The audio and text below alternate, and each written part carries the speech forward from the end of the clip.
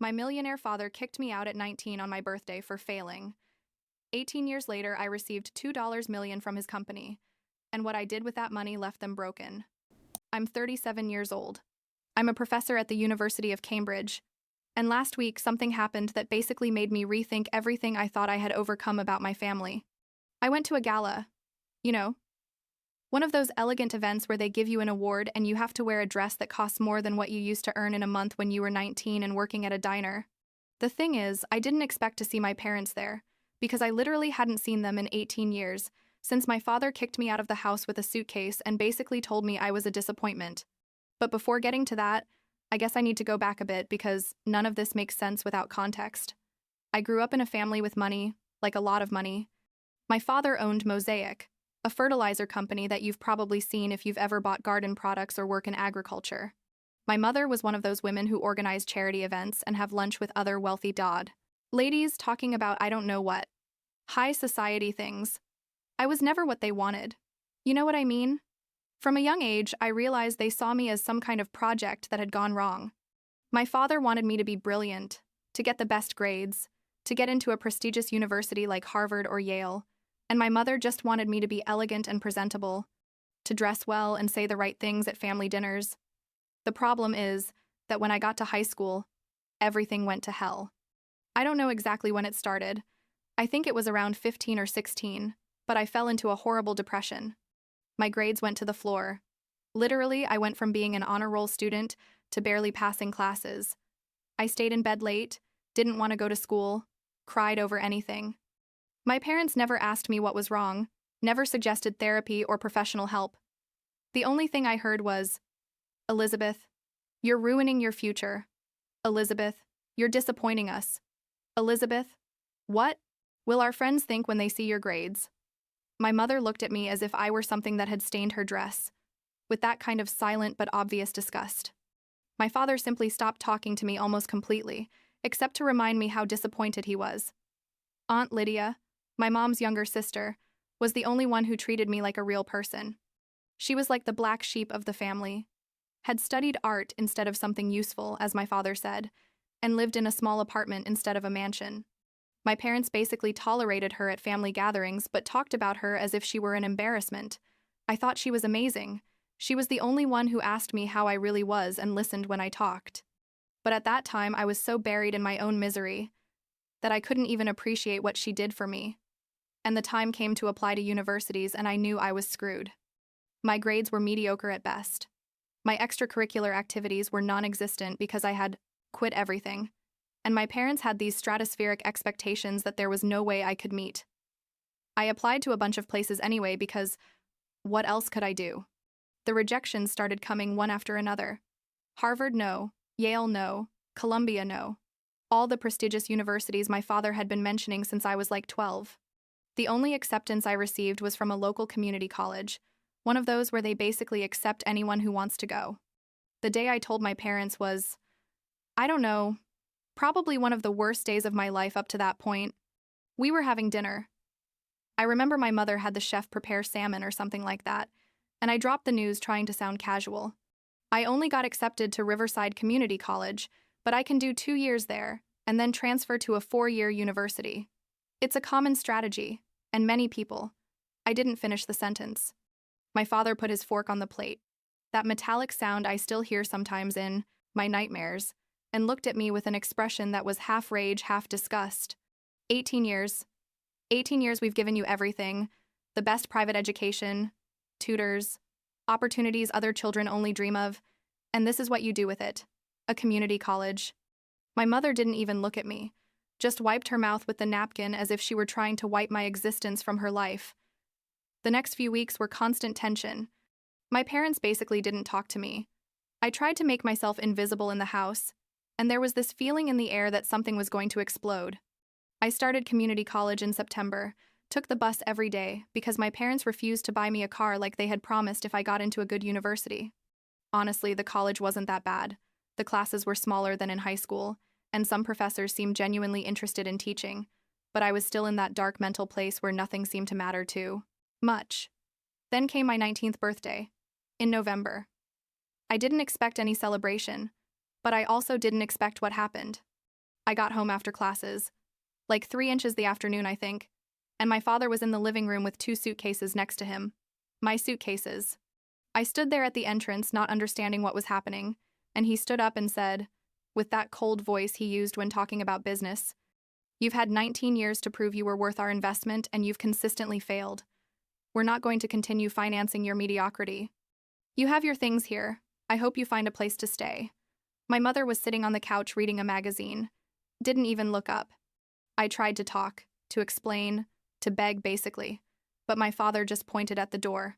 I remember asking him, "Are you seriously kicking me out of the house on my birthday?" And he answered, "Consider it a gift, an opportunity to learn to be independent, since you clearly didn't learn anything here." I grabbed the suitcases. My hands were shaking so much I could barely hold them, and I left.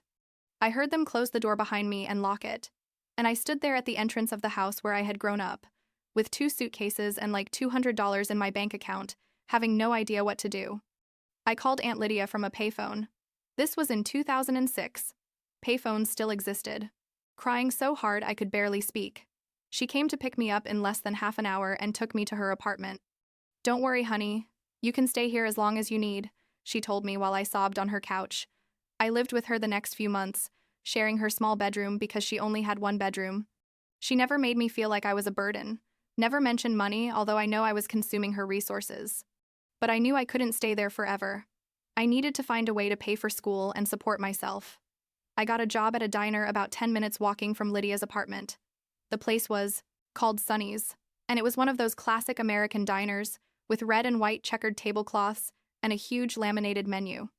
The owner, a guy named Pete, hired me on the spot when I told him I urgently needed work. I worked 6 a.m. to 2 p.m. shifts 4 days a week, which left me time to go to classes in the afternoon. The work was exhausting. Being on my feet all day, dealing with rude customers, smelling like fried food all the time, but I desperately needed the money. Tips were decent. I made like $50 or $60 on a good day, and Pete paid me in cash, which helped. I kept going to classes at community college, basically on autopilot. I took chemistry because I needed to fulfill a science requirement, and I had heard that the professor, Dr. Collins, was good. He was this older gentleman. I think he was like 60-something, with completely white hair and these thick glasses. The first class was about chemical bonds or something like that, and I don't know what happened, but something clicked in my brain. The way he explained things, how everything followed logical and predictable patterns, was almost comforting after my life had been pure chaos the last few years. The first chemistry exam I studied like I had never studied anything.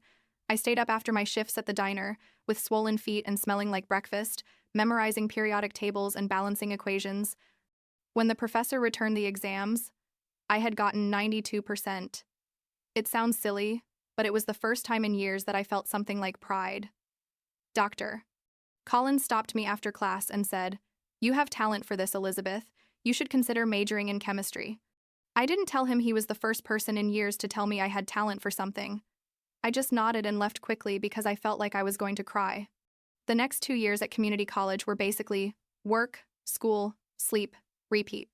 I moved to a small room. I rented from an older lady, basically a room converted in her basement with a shared bathroom, but it was mine and I could pay for it with my salary from the diner. Aunt Lydia came to visit me often, brought me homemade food, and asked me how everything was going. She never mentioned my parents, and neither did I. It was as if that part of my life had simply been erased, as if it had never existed. I graduated from community college with a 3.8 gigapascals. Not perfect, but pretty good considering I was working full-time. Dr. Collins helped me apply to 4-year universities, wrote brilliant recommendation letters apparently, and I got accepted to several. I chose a state university that had a good chemistry program and offered me decent financial aid. When community college graduation day came, the only person in the audience was Aunt Lydia. She took like 1,000 pictures and took me to dinner afterwards to celebrate. And she didn't say anything about my parents' absence, but I saw her looking at her phone during the ceremony, probably wondering if they would call or write. They didn't. The next 2 years at university were intense. I took chemistry as a major, and basically lived in the laboratory when I wasn't in class. There was something about research, about doing experiments and analyzing results, that gave me this feeling of control that I had never had in my personal life. You could predict how chemicals would react, You could see the patterns. Everything made sense in a way that human relationships never did for me. I graduated with honors, cum laude, and again, Aunt Lydia was the only one in the audience. My parents didn't call, didn't write, nothing. By that point, I no longer expected them to. Honestly, but it still hurt in a dull and constant way. Dr. Collins, who had kept in touch with me by email, recommended me for a research opportunity at Oxford, England. I thought he was crazy. There was no way they would accept me into such a prestigious program, but he insisted I apply. I filled out the application, without much hope, wrote essays about my research in environmental chemistry, sent everything, and tried not to think about it anymore. 4 months later, I received a physical letter in the mail, offering me a research position with full scholarship to do a master's degree in environmental chemistry at Oxford University. I didn't tell anyone except Aunt Lydia for a while. I think part of me was afraid that if I said it out loud, the opportunity would disappear like a dream. But it was real, completely real. And in August 2010, I got on a plane to England with 2 suitcases, the same suitcases my father had put by the door 4 years earlier. Aunt Lydia took me to the airport, cried when she hugged me goodbye, and told me, "Your mom asked me about you last week. I told her you were fine but didn't give her details." I guess my parents knew I still existed somewhere in the world, but clearly didn't care enough to contact me directly. Oxford was, I don't know how to describe it, without sounding corny, but it was like finding the place where I should be. The program was difficult, obviously. All my classmates were brilliant and came from the best universities, but I worked twice as hard as them because I felt I had something to prove. My research focused on how chemical fertilizers affected aquatic ecosystems. Ironic, considering my father owned a fertilizer company, but I tried not to think about that.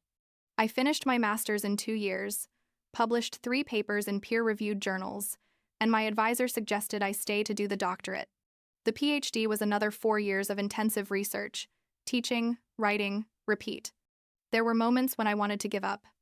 Nights where I stayed in the lab until 3 inches the morning, wondering what I was doing with my life.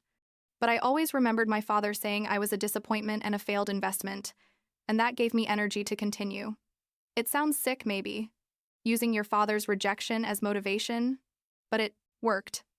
I graduated with the PhD when I was 29, Dr. Elizabeth Bennett, and got a postdoctoral position at Cambridge that eventually became a permanent faculty position.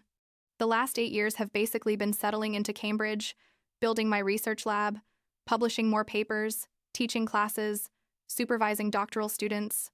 My research on sustainable fertilizers and their environmental impact had gained some attention in the field. I had received several small grants, presented at international conferences. I wasn't famous or anything like that, but I was respected in my area, had brilliant students wanting to work with me. My work mattered. Aunt Lydia came to visit me in England once a year. We kept in touch by Skype and email. She never mentioned my parents, and I didn't ask. For all practical purposes, they had ceased to exist in my life like 15 years ago. And then 3 weeks ago, I received an invitation to a gala in London, organized by a foundation that supports environmental, scientific research. I was going to receive recognition for my work. Nothing huge, but it was prestigious in our field, and there was a monetary prize involved that I could use for my research. The invitation said there were going to be like 200 people, other scientists, wealthy donors, people from companies related to environmental sustainability. I didn't think much about it. Bought an elegant black dress that cost me more than I was comfortable spending, practiced my acceptance speech, and went.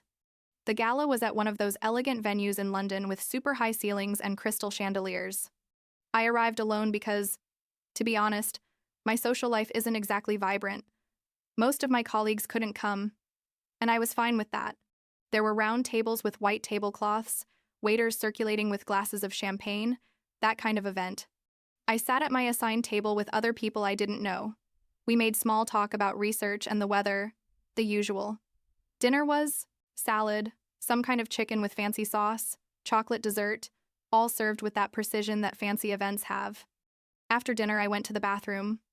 One of those luxurious hotel bathrooms with big mirrors and marble vanities. I was touching up my lipstick when someone came in, and when I looked up in the mirror, it was my mother. My mother, whom I hadn't seen in 18 years, standing there like 2 meters away from me wearing a dark blue dress and looking exactly as I remembered her, except with more wrinkles around her eyes. We both froze, looking at each other in the mirror, and I felt like my heart was going to come out of my chest. She spoke first. Elizabeth. Just my name, without particular emotion, as if we had seen each other last week. I couldn't form words. Literally, my brain had stopped working. She approached the sinks, washed her hands with that meticulous way she always had, dried them with a paper towel. I heard you're teaching at Cambridge, she said without looking. At me. Your Aunt Lydia mentioned something. I didn't know you were coming tonight. I finally found my voice. I didn't know you were coming either. What are you doing here? Your father donates to this foundation. We're regular guests at these events. There were 1,000 things I wanted to tell her, 18 years of rage and pain and questions, but the only thing that came out was, why didn't you ever call? She finally looked at me directly, and her expression was that same cold distance I remembered. Your father decided a clean break was better. He felt you had made your choices and had to live with the consequences. I supported his decision, as if they were talking about firing an employee, not abandoning their daughter. Someone else came into the bathroom and my mother left, without saying anything else, without saying goodbye, without asking how I had been these 18 years. Nothing. I went back to the table feeling like I was in shock. The lights dimmed and the event presenter went up on stage to announce the recognitions of the night. He talked about the importance of environmental research, thanked the donors, made a bad joke that nobody laughed at too much. Then came the moment for the main prize of the night, a $2 million research grant for the scientist whose work had demonstrated the greatest potential for positive environmental impact. We are very excited to announce, said the presenter, that this year the grant has been awarded to Dr. Elizabeth Bennett from the University of Cambridge for her innovative research in sustainable fertilizers and aquatic ecosystem protection. There was applause, the lights moved, searching for me. People at my table looked at me smiling, and I was completely paralyzed. $2 million. $2 million. Eventually, I stood up and walked toward the stage in a kind of fog. Went up the stairs, shook the presenter's hand, accepted the framed certificate. While I was standing there on stage looking at the audience with the bright lights in my face, I saw my father. He was sitting at a table near the front, next to my mother, and when our eyes met, I saw recognition, surprise, and then something that looked like fury. He got up abruptly. His chair scraped the floor with a horrible sound that I probably only heard because I was so focused on him, and left the room. My mother stayed seated, politely applauding with everyone else, her expression completely neutral. I gave my acceptance speech on autopilot, thanked the foundation and my colleagues and my students, briefly mentioned Aunt Lydia as the only person who had believed in me when I needed it most. I came down from the stage. People came up to congratulate me, and I smiled and nodded, but all I could think about was my father leaving the room. The presenter gave me an envelope with the grant details afterwards, official documents and paperwork with contact information. When I opened the envelope later that night at my hotel, I saw the name of the main donor, Mosaic Fertilizers Company. I don't know how long I sat on the floor of the hotel room looking at those papers. The grant, the $2 million that were going to fund my research for the next 5 years, came from my father's company. I couldn't process it. It didn't make sense. Why would they donate money to research that basically criticized the products they sold? Did my father know I was the recipient? Had he done it on purpose? The questions spun in my head without answers. I went down to the hotel lobby like at midnight, still wearing the gala dress, needing air or space or something. My father was there, sitting in one of those leather armchairs near the entrance, as if he had been waiting. We looked at each other for a long moment, and then I walked toward him, because I needed answers. Did you know? I asked him. Did you know I was the grant recipient? He looked at me with that same hard expression he had had the day he kicked me out. The foundation informed me too. Weeks ago, he answered. I tried to block the donation, but they were too far along in the process and canceling would have caused too many questions. So you tried to take away the opportunity from me, I said. And it wasn't really a question. He stood up, adjusted his tie with that gesture he always made when he was uncomfortable. You don't deserve that money, he said. Your research criticizes the industry I built, that feeds thousands of families. Using my money to fund your work is a betrayal. I laughed, a bitter laugh that surprised myself. A betrayal? You kicked me out of your house when I was 19. You haven't contacted me in 18 years, and now you're worried about betrayal. I told him I had worked in diners, that I had lived in a basement room, that I had built my entire career from scratch without his money or his support. I told him I had managed to get to Oxford and Cambridge on my own merit, that my research had been published in the best journals in the field, that I had students and colleagues who respected my work. And you know what? I achieved it all, being exactly the person you said was a disappointment. He said nothing, just looked at me with that stone face he had. Were you expecting me to beg for forgiveness? To thank you for kicking me out? Because I'm not going to do it? You did what you thought was right, and I did what I had to do to survive. I turned to leave, and then he said, "Your mother wanted to call you." Over the years, I didn't let her. I stopped but didn't turn around. "And that's supposed to make me feel better?" I asked, knowing my mother wanted to contact me but was too weak to defy your orders. I went back up to my room, took off the elegant dress, sat on the bed, and cried for the first time in years. I wasn't sure if I was crying for the 9-year-old girl who had been kicked out, or for the 7-year-old woman who had just won $2 million from the person who had hurt her the most. I spent the next few days thinking about what to do with the grant. Legally, it was mine. It had already been publicly announced, but the idea of using my father's money turned my stomach.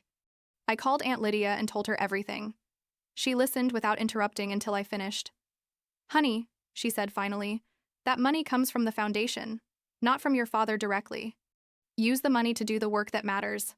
That's the best revenge." But I knew I couldn't keep it. Not that way. I contacted the foundation and proposed something to them. Return the full $2 million to them under the condition that they establish a permanent scholarship fund for low-income students who wanted to study environmental sciences. The fund would be called the Second Chance Scholarship because everyone deserves a second chance, even kids like me who had a difficult start. The foundation agreed, and even said they would try to get additional funds from other donors to increase the fund. I called my father to inform him about my decision, more than anything, because I wanted him to know. He said nothing for a long moment, and then hung up without saying goodbye. I went back to Cambridge and continued with my life. Or tried to. The event was in the academic news for a few weeks. There were articles about my decision to donate the grant. Some colleagues congratulated me on my integrity. Others thought I was crazy for rejecting so much money. Aunt Lydia came to visit me last month and told me my mother had called her asking about me again, wanting to know if I was okay. I didn't give her many details, Aunt Lydia told her, but I told her you were more than okay. That you were successful and respected and that you had built a beautiful life for yourself. I hope that was enough. I don't know if I'll ever talk to my parents again, honestly. Part of me wants to confront them more directly, ask them how they could abandon their daughter like that, but another part already has the answers it needs. They did what they did because they have thought they were right, because they could never see beyond their own expectations and ego. And I moved forward anyway. Built a career and a life that makes me feel proud. Surrounded by people who value me for who I am and not for who they wanted me to be. My students ask me sometimes about my family, if I have siblings or if my parents come to visit me. I tell them I have a wonderful aunt who is like my real mother, and that's enough family for me. I don't mention the rest because it doesn't define who I am now. I'm Dr. Elizabeth Bennett, professor at Cambridge, researcher in environmental chemistry, mentor to students who need someone to believe in them like Dr. Collins believed in me. And that's more than I ever thought I would have. When I was standing outside my house with 2 suitcases at 19 years old, not knowing what to do with my life,